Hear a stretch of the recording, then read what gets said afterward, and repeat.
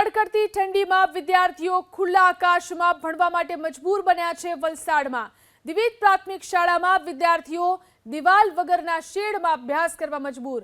જૂની શાળા જર્જરિત થઈ જતા તેને તોડી પાડવામાં આવી તો નવી શાળા હજી સુધી બની નથી, જેથી હાલ તો આવી કડકડતી ઠંડીમાં શેડમાં જ વિદ્યાર્થીઓ અભ્યાસ કરવા મજબૂર છે। અગાઉ પણ શેડમાં ભણતા બાળકોને લઈને સમાચાર આવતા શિક્ષણ વિભાગે નવા મકાનની કાર્યવાહી તો શરૂ કરી, પરંતુ હજુ એક કાર્યવાહી માત્ર ને માત્ર કાગળ પર છે।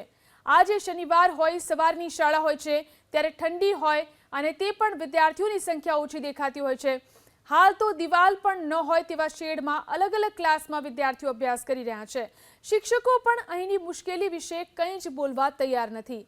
રાજ્યમાં જે ગામની પ્રાથમિક શાળા અપાય છે ત્યાં ઉત્તરોત્તર વિદ્યાર્થીઓની ઘટ થઈ રહી છે, ત્યારે કેટલીય શાળા આવા શેડ કે કોઈના ઘરમાં કે પછી ગ્રામ પંચાયત હોલમાં ચાલે છે। દિવેદ કેન્દ્ર પ્રાથમિક શાળા છે જે વલસાડ તાલુકામાં આવેલ છે। સવારનો આ સમય છે અને વિદ્યાર્થીઓ અત્યારે આપ જોઈ શકો છો ઠંડીની સિઝન છે અને એવો એક શેડમાં અત્યારે ભણી રહ્યા છે। આ શેડમાં ભણવાની મજબૂરી તેઓની એટલા માટે છે કે અહીંયા જે સ્કૂલ બનવાની છે એ હજી બની નથી।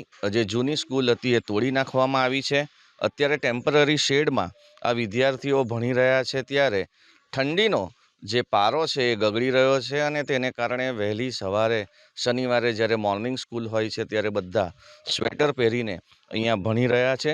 શિક્ષકોને સ્ટ્રિક્ટલી કહેવામાં આવ્યું છે કે કોઈ પણ ઇન્ટરવ્યૂ આપવા નહીં।